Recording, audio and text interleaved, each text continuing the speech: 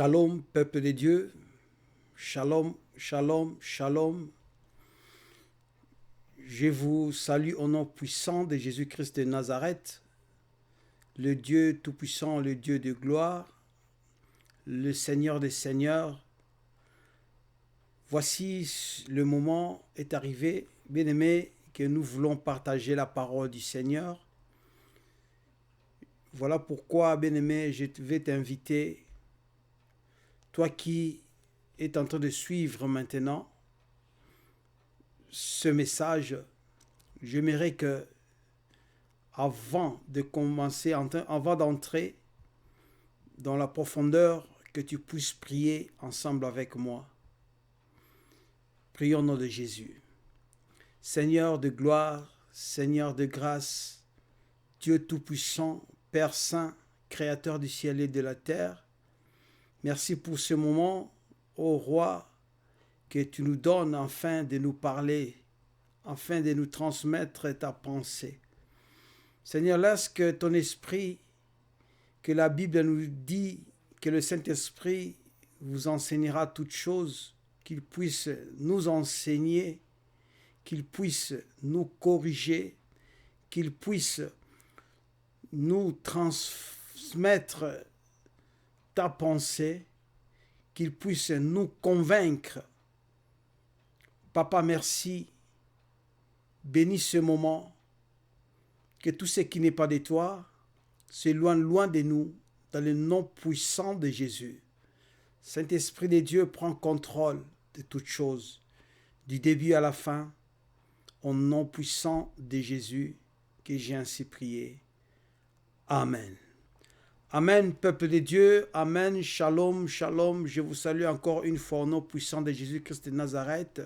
Se réveiller, dormir, se lever, ce n'est pas une habitude, mais c'est une grâce qui vient d'en haut, une grâce que le Seigneur nous fait, car il dit dans sa parole que je fais grâce à celui que je fais grâce et je fais miséricorde à celui que je fais miséricorde. Si tu es présent, comme tu as encore le souffle de vie que le Seigneur a renouvelé pour toi, pour arriver jusqu'à ce moment, je te dirai seulement de dire merci à Dieu. Parce que c'est lui qui fait grâce, c'est lui qui fait miséricorde. C'est lui qui choisit qui devait vivre, c'est lui qui choisit qui devait mourir. Mais ce n'est pas que, comme toi et moi, nous sommes encore des vivants, en ce moment-ci, cela veut dire que nous sommes plus bons que ceux qui sont morts. Non, loin de là, ce n'est qu'une grâce. Voilà pourquoi, bien-aimés dans le Seigneur, sans plus tarder, nous allons parler de la part du Seigneur. Nous allons parler des temps de la grâce, des temps de la grâce. Bien-aimés dans le Seigneur, mais avant de parler des temps de la grâce, j'aimerais que d'abord parler de la grâce, parce qu'il y a deux mots qui s'associent là, qui se relient là. Il y a le temps et il y a la grâce. Mais je veux, par la grâce de Dieu, essayer un peu de mots définir ce que c'est la grâce en nous basant sur la parole de Dieu, parce que c'est la parole de Dieu qui est le fondement de toute chose. On ne peut pas prêcher sans pour autant se référer à la parole de Dieu, parce que c'est dans la parole de Dieu qu'on trouvera tout ce qu'on a besoin. Voilà pourquoi, bien-aimés, la grâce, c'est une faveur imméritée. La grâce est une faveur imméritée. La grâce, donc, c'est une marque d'une bienveillante attention. C'est-à-dire, la grâce, c'est une bienveillance. La grâce, c'est lorsque on montre la bonté à quelqu'un. On fait une faveur à quelqu'un. Cela veut dire quoi? Cela veut dire quelqu'un, tu n'avais pas pensé, tu n'avais pas la chose, mais du coup, on vient te donner la chose. Je vais lire, bien-aimés dans le Seigneur, ouvrir la Bible dans Genèse chapitre 12, du verset 1. Je vais lire le verset 1 dans Genèse chapitre 12, pour nous définir ce que c'est, pour voir ce que c'est la la grâce, comme je dis, c'est une faveur imméritée. Donc Dieu te fait grâce. La Bible dit dans Genèse chapitre 12 du verset 1 ceci.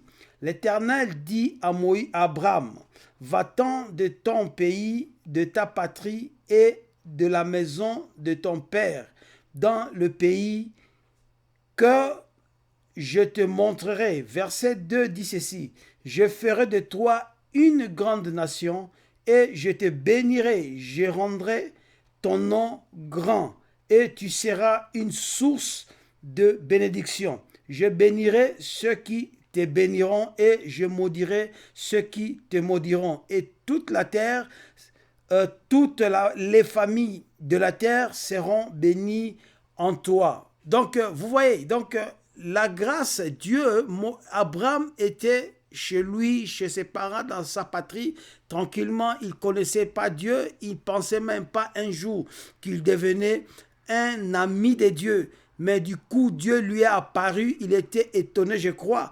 Lui est apparu en lui disant de se séparer de sa patrie, de s'éloigner de la maison de son père, parce que Dieu veut faire de lui une grande nation. Dieu veut faire de son nom que ça devienne grand, qu'il soit connu de tous. Voilà pourquoi aujourd'hui tout le monde parle d'Abraham. Voilà pourquoi aujourd'hui nous voyons la nation d'Israël. C'était la grâce que Dieu avait fait à Abraham. Abraham n'avait pas, je reprends, Abraham n'avait pas la pensée. Abraham ne savait pas qu'un jour il deviendra le père de multitudes. Nous tous, nous sommes fils d'Abraham parce que nous sommes issus, l'Église aussi est issue de Jésus, dont nous sommes sortis de Jésus. Dans la lignée Jésus homme, il est sorti de la lignée d'Abraham, de la tribu de Juda. Le Juda est l'un des fils de Jacob, l'un des petits-fils d'Isaac et l'un des petits-fils,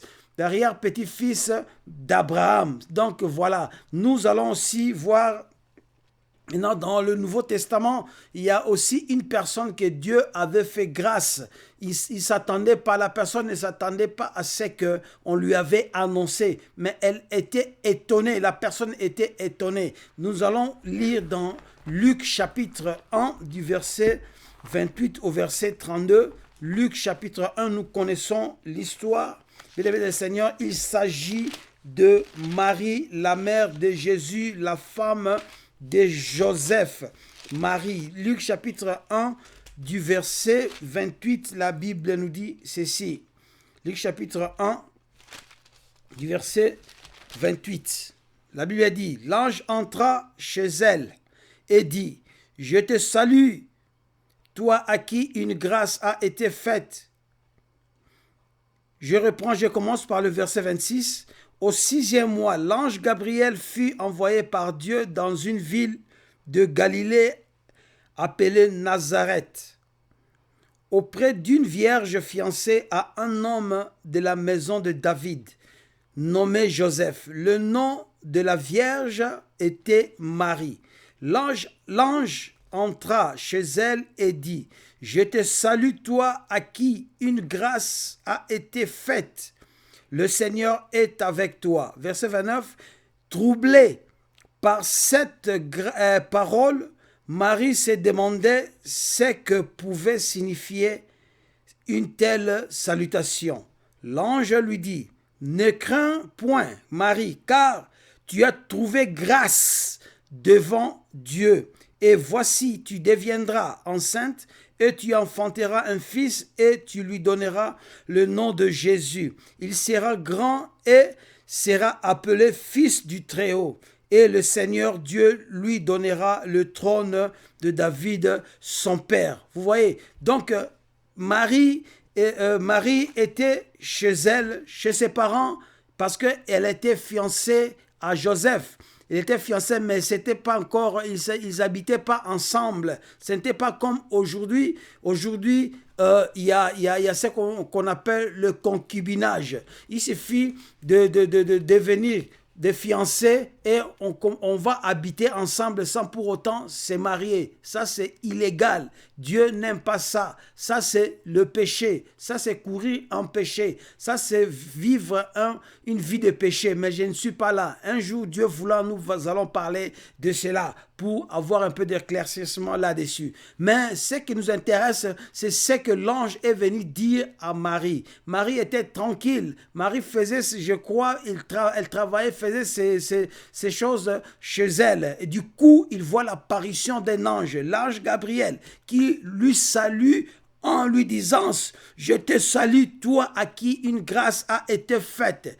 Je te salue, toi à qui une grâce a été faite. Or, il y avait plusieurs femmes, il y avait des milliers de femmes en Israël. Il y en avait beaucoup. Mais Dieu a pointé, Dieu a préféré choisir Marie. Donc, Marie, en plus, Marie était, la Bible dit qu'elle était, au verset 29, qu'elle était troublée par cette salutation. Elle était troublée. Elle ne pensait pas qu'elle pouvait voir devant elle un ange qui le salue de cette manière. Et la grâce que Dieu l'a faite, parce qu'elle devait devenir la mère, donc Dieu voulait l'utiliser pour poser l'enfant Jésus, parce que Dieu voulait venir sur la terre en tant qu'homme. Voilà, Jésus, en venant en tant qu'homme, devait naître comme tout enfant qui est né. Heureusement, le Seigneur Dieu Tout-Puissant, Jésus-Christ de Nazareth, c'était par la puissance du Saint-Esprit. Ce n'était pas le couplage ou ce n'était pas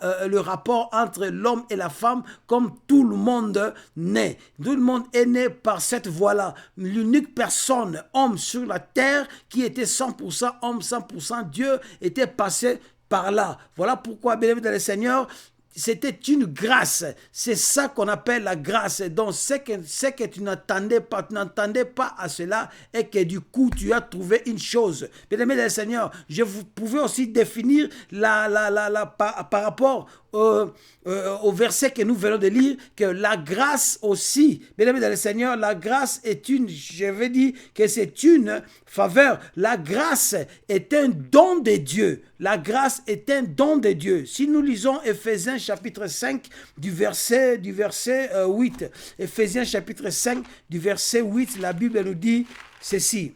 Éphésiens chapitre 5 du verset 8. Éphésiens 5 du verset 8. Éphésiens 5 du verset 8, la Bible dit ceci. Autrefois, vous étiez ténèbres et maintenant vous êtes lumière dans le Seigneur. Éphésiens 2. Je me suis trompé, excusez-moi. Éphésiens 2 du verset 5. La Bible dit, nous qui étions morts par nos souffrances, nous a rendus vivants avec Christ.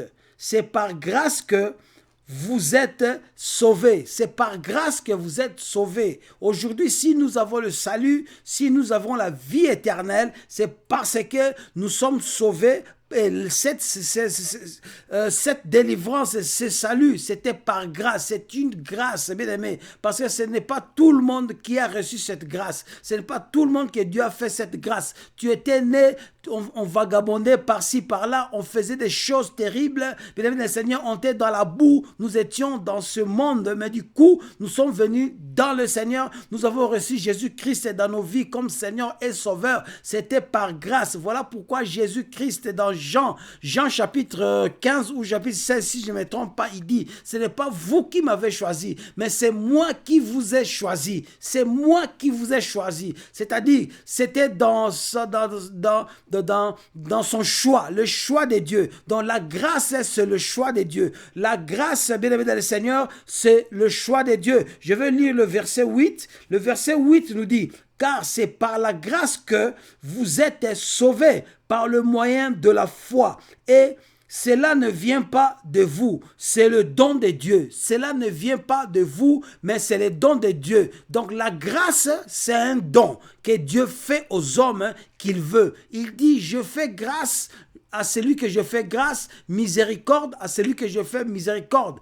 Dieu aujourd'hui, si, comme j'avais dit avant de prier, que dormir, se réveiller, ce n'est pas une habitude, mais c'est une grâce que Dieu nous fait et que ce n'est pas parce que nous sommes vivants, nous sommes arrivés à ce moment que nous sommes plus justes, plus bons, plus meilleurs que ceux qui sont morts. Non, loin de là. Ce n'est que la grâce de Dieu. Ce n'est que le don que Dieu a fait. Un don, c'est quoi? C'est on te donne quelque chose que tu ne méritais pas. Quelque chose que tu ne savais pas. Donc, on vient, on te le donne. Tu es assis, on te donne une chemise que tu ne pensais même pas ça. C'est un don qu'on t'a fait. C'est une grâce qu'on t'a fait, bien aimé dans le Seigneur. Et la Bible dit que c'est un don. Donc, la grâce est aussi la source de salut. Si nous lisons dans Tite chapitre 2, Tite chapitre 2 du verset 11, la Bible dit: car la grâce de Dieu, source de salut pour tous les hommes, a été manifestée. Donc la grâce de Dieu, c'est la source de salut. Donc ce que nous avons maintenant, la source dans la vie éternelle que nous avons maintenant, c'est par la grâce de Dieu. C'est par la grâce de Dieu, bien-aimé dans le Seigneur. Je dirais aussi, la grâce, c'est une surprise qu'on fait. Une surprise qu'on fait à un homme, comme on avait vu dans Genèse chapitre 12 du verset 1, que Abraham Dieu s'est manifesté en lui, est apparu à lui, il lui a parlé. Donc, Marie également, dans Luc chapitre 1, nous avons vu. Donc, c'était une surprise. Marie était surpris, Abraham était surpris. Et toi aussi dans ta vie, tout ce qu'on t'a surpris, tout ce qui était comme surprise, c'est une grâce, bien aimé dans le Seigneur, que le Seigneur t'a faite. Donc, ne battons pas la poitrine, même la force, que ce soit la force, que ce soit l'intelligence, que ce soit ta façon de travailler, que ce soit ta façon de parler, que ce soit ta façon de prêcher, que ce soit la façon de prier, que ce soit la façon, tout ce que tu fais, tout ce que nous faisons, c'est par la grâce de Dieu. Voilà pourquoi beaucoup chantent, d'autres chantent, beaucoup disent que tout est grâce. Oui, tout est grâce, bien-aimé dans le Seigneur. Tout est grâce. Même entrer dans le royaume des cieux, c'est une grâce. Voilà pourquoi la Bible dit, on nous dit que la grâce est la source de salut. Ni était la grâce, on pouvait pas accéder, on peut pas accéder dans le royaume des cieux pour avoir la vie éternelle. C'est ça, en bref, en quelques mots, la grâce est bien aimée du Seigneur. Mais le temps, c'est quoi? Le temps, parce que le thème, c'est le temps de la grâce. Mais le temps, c'est quoi? Oh, le temps, c'est la durée limitée. Donc, c'est-à-dire, le temps, c'est la durée des choses marquées par certaines périodes. Une durée limitée. Donc, on limite, c'est un espace qu'on limite qui a un commencement et il a une fin, c'est-à-dire l'intervalle ou écart entre le déroulement de deux événements, c'est-à-dire il y a le début et il y a aussi la fin. C'est ce qu'on appelle le temps. Et à l'espace là, il y a de ces choses qui se passent. Il y a de ces choses qui ont commencé et ces choses qui ont commencé à un laps de temps, ça va prendre fin. C'est ce qu'on appelle le temps. Et voilà pourquoi, bien aimé dans le Seigneur, on a appelé le temps que nous sommes en train de vivre le temps de grâce. Mais c'est quoi le temps de grâce, bien aimé dans le Seigneur? Nous allons lire, bien aimé dans le Seigneur, dans Jean chapitre 1 du verset 17, qu'est-ce que la Bible nous dit? Qu'est-ce que la Bible nous dit dans Jean chapitre 1 verset 17? Jean chapitre 1 verset 17. Jean chapitre 1 verset 17. Car la loi est venue, a été donnée par Moïse, et la grâce et la vérité sont venus par Jésus-Christ.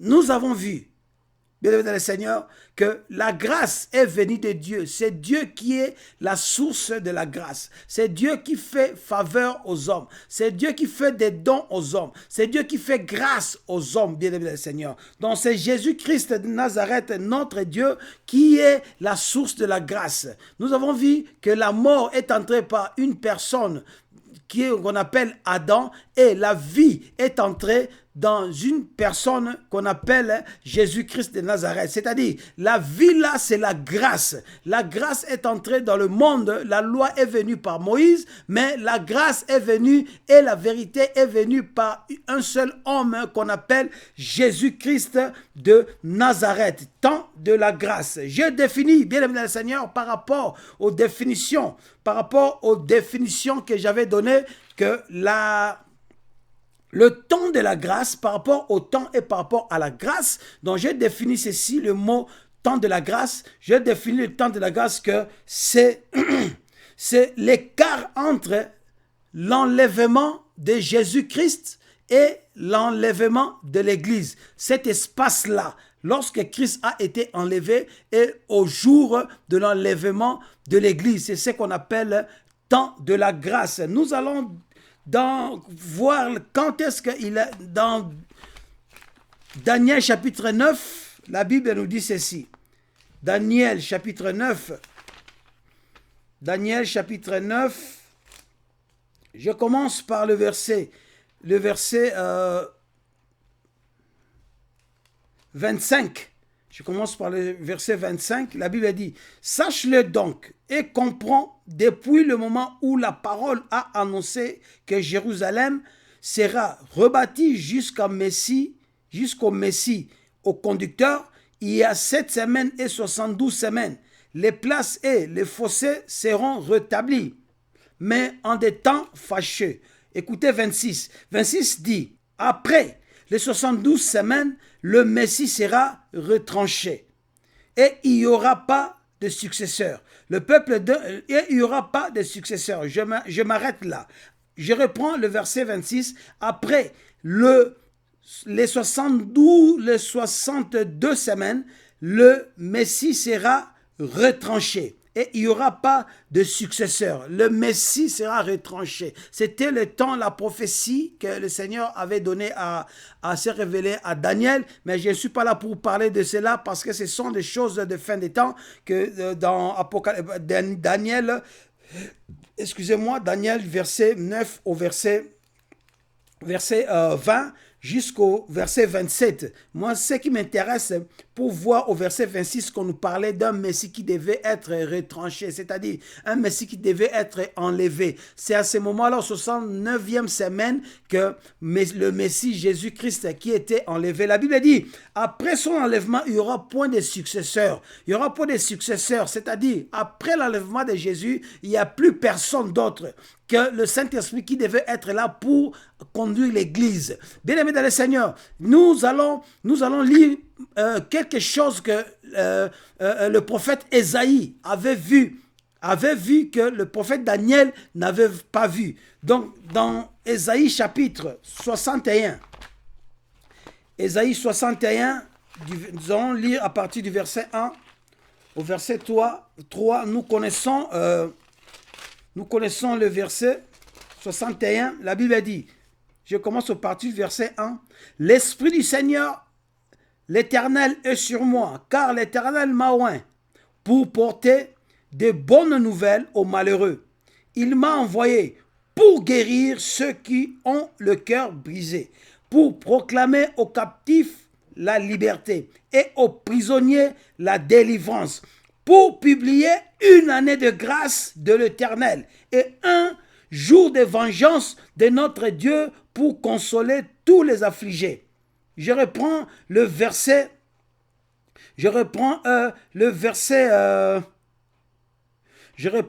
2. Pour publier une année de grâce de l'Éternel. Pour publier une année de grâce de l'Éternel, c'est toujours, nous allons encore le confirmer dans Luc chapitre 4, du verset 16 au verset 19, la Bible dit, « Il se rendit à Nazareth où il avait été élevé. Et selon sa coutume, il entra dans la synagogue le jour du sabbat. Il se leva pour faire la lecture. » Verset 17, « Et on lui remit le livre du prophète Ésaïe. L'ayant déroulé, il trouva l'endroit où il était écrit. » Verset 18, « L'Esprit du Seigneur est sur moi, parce qu'il m'a oint pour annoncer une bonne nouvelle aux pauvres. il m'a envoyé pour guérir ceux qui ont le cœur brisé.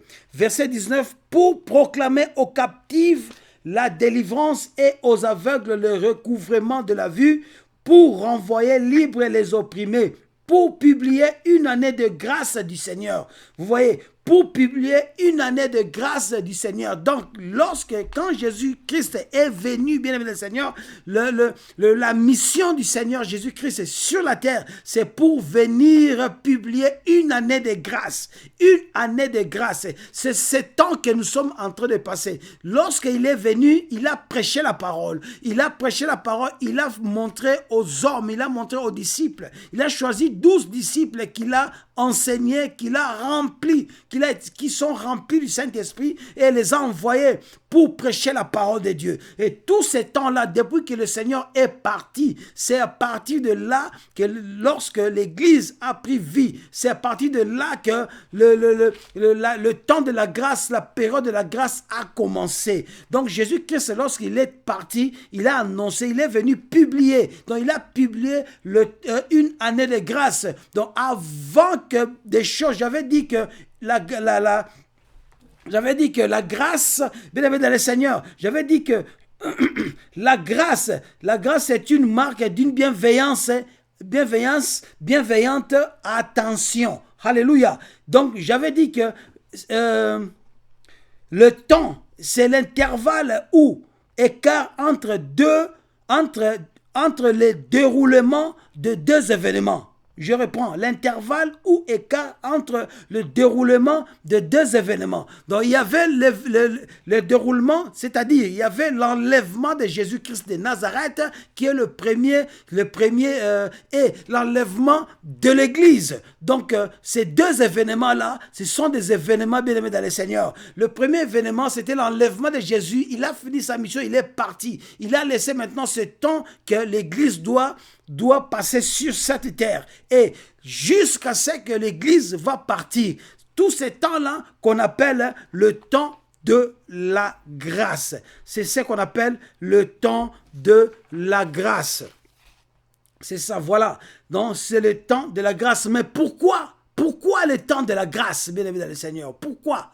Parce que chaque chose a toujours un but. Nous avons lu dans Luc, je le prends, Luc 4, dans Luc 4, verset 19, le Seigneur a dit, du verset 18, l'Esprit du Seigneur est sur moi, parce qu'il m'a oint pour annoncer la bonne nouvelle, pour annoncer la bonne nouvelle aux pauvres, le temps de la grâce. Mais pourquoi il nous a donné cet temps? Il m'a envoyé pour guérir ceux qui ont le cœur brisé, pour proclamer aux captifs la délivrance et aux aveugles le recouvrement de la vue, pour renvoyer libres les opprimés, pour publier une année de grâce. Pour publier une année de grâce. Mais pourquoi il doit publier cette année de grâce? Bien aimé le Seigneur, c'est que Daniel n'avait pas vu. Daniel, lorsqu'il a vu le 69e semaine, si nous lisons dans Daniel chapitre 9, je retourne en arrière, chapitre 9, nous verrons que lorsqu'il a parlé de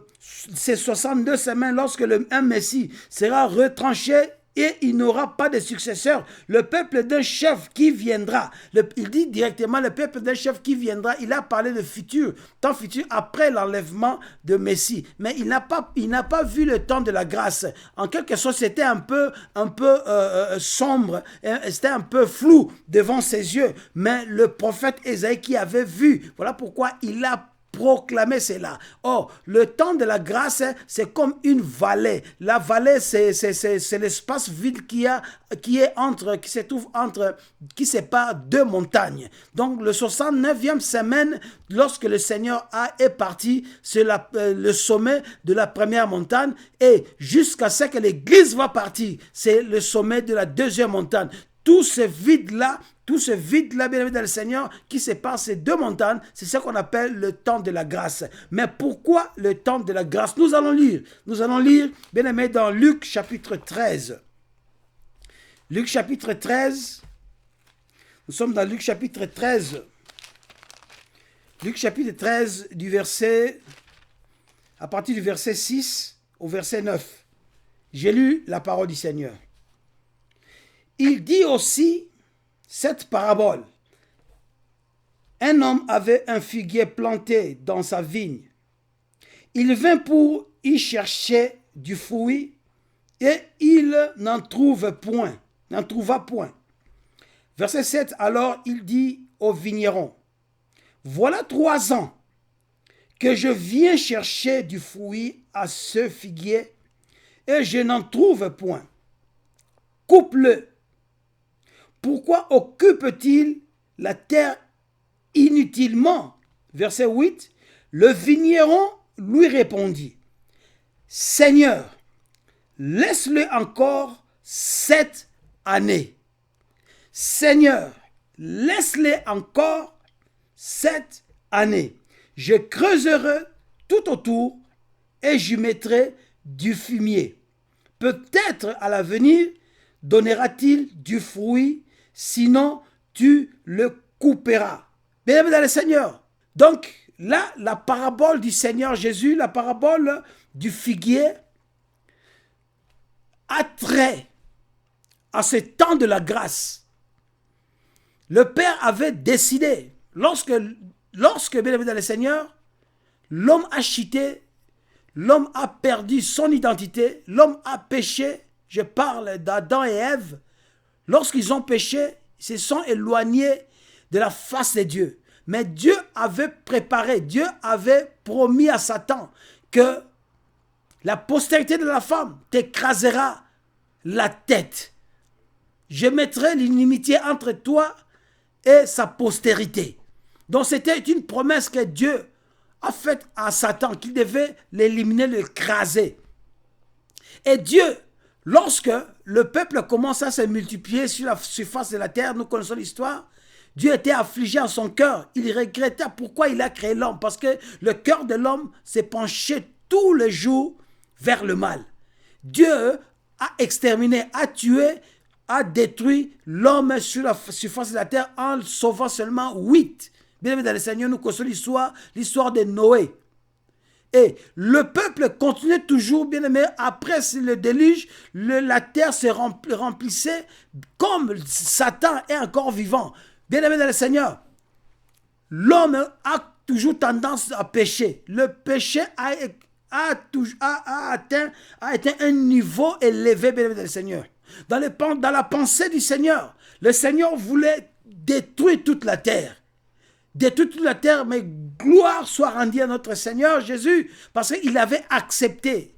C'est le Seigneur Jésus qui, le Père voulait détruire ce monde, mais il a dit, parce que le vigneron qu'on parle là, le vigneron, c'est Jésus-Christ de Nazareth. L'homme qui avait planté le vigne, c'est le Père. Et l'arbre là qu'on appelle le figuier, ou le figuier là, bien aimé le Seigneur, c'est toi, c'est moi. Bref, c'est l'homme. Et il devait creuser tout autour et mettre du fumier. Le fumier là, bien aimé le Seigneur, c'est la parole de Dieu. Le Seigneur a dit, laisse-moi, je vais aller sur la terre proclamer une année de grâce. Une année de grâce du Seigneur. Voilà pourquoi il a dit dans Ésaïe chapitre 61 qu'il a été envoyé pour proclamer une année de grâce du Seigneur. Et aussi, dans Luc chapitre 4, nous avons lu qu'il a été envoyé pour proclamer une année de grâce. C'est cette année-ci. Donc, il a creusé la mission que le Seigneur Jésus est venu faire sur la terre. Il a prêché la parole, il a délivré les captifs, il a guéri les malades, il a ressuscité les morts, il a formé ses disciples, il a laissé la parole sur la terre. Laissant la parole sur la terre, c'est ce qu'il avait creusé tout autour de l'arbre. Donc, tout autour de chaque arbre, il y a un trou, il y a ce que le Seigneur a creusé et il a mis du fumier. Ce fumier-là, c'est la parole de Dieu. La parole que tu écoutes jour et nuit. La parole qui est prêchée. Je parle de la parole de Dieu authentique. Je ne parle pas des hérésies. Je parle de la parole de Dieu authentique. C'est que le Seigneur a laissé aux apôtres et c'est que les apôtres nous ont prêché. C'est qui est écrit dans la Bible. Bien aimé Seigneur, c'est ça le fumier. Et il a dit, peut-être à l'avenir donnera-t-il, excusez-moi, peut-être dans l'avenir donnera-t-il du fruit. Sinon, tu les couperas. Sinon, tu les couperas. Bien-aimé dans le Seigneur, ce temps-là, l'année-là, c'est qu'il a, le Seigneur a dit au verset...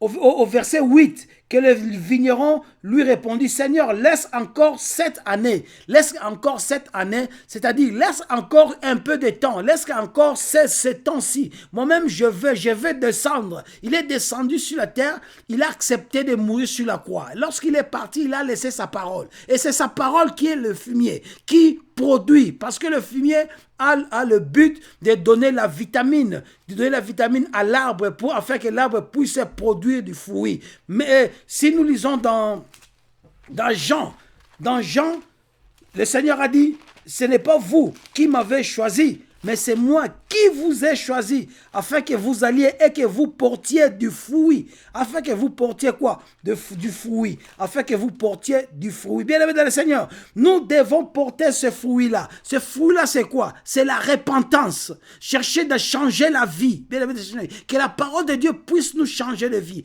La parole de Dieu doit trouver place dans nos cœurs. La parole de Dieu qu'il a laissée sur la terre, bien aimé, doit trouver une terre fertile. Doit changer, bien aimé dans le Seigneur, la terre qui était stérile, que la terre devienne fertile, afin de produire du fruit. Voilà pourquoi, bien aimé, que c'est temps de la grâce que nous sommes en train de passer. Donc c'est le Seigneur Jésus-Christ qui est venu, qui l'a sémé, qui a mis du fumier, bien aimé, tout autour de l'arbre. C'est-à-dire, il a laissé la parole sur la terre, je reprends, afin que quiconque croira en lui, il ne périra point. Il a dit à tous ceux qui l'ont reçu, il leur a donné le pouvoir de devenir enfants de Dieu. Mais, bien aimé dans le Seigneur, pendant ce temps de grâce, ce moment, le temps de la grâce, il y a un comportement. Mais quel sera le comportement? Quel est le comportement qu'un enfant de Dieu doit afficher? C'est lui qui vient dans le Seigneur. Nous allons maintenant, bien aimé dans le Seigneur, nous allons lire avant de terminer parce que c'est prochainement que nous allons parler de cela, du comportement que nous devons afficher étant chrétiens sur la terre. Mais je vais lire Deutéronome chapitre 30 du verset 15. C'est par là que je veux finir, juste lire et clôturer le message de ce soir pour continuer la fois prochaine. Deutéronome chapitre 15. Nous sommes dans Deutéronome. Deutéronome chapitre 30 du verset 15, je vais lire verset 15 et je vais sauter, je vais lire verset 19. Deutéronome, verset 15, la Bible nous dit, « Voici, je mets aujourd'hui devant toi la vie et le bien, la mort et le mal. » Je reprends, verset 15 du chapitre 30 du livre de Deutéronome. « Vois, je mets aujourd'hui devant toi la vie et le bien, la mort et le mal. » Verset 19. « J'en prends aujourd'hui à témoin contre vous le ciel et la terre. J'ai mis devant toi la vie et la mort, la bénédiction et la malédiction. Choisis la vie afin que tu vives, toi et ta postérité. » Je reprends le verset 19. « J'en prends aujourd'hui à témoin contre vous le ciel et la terre.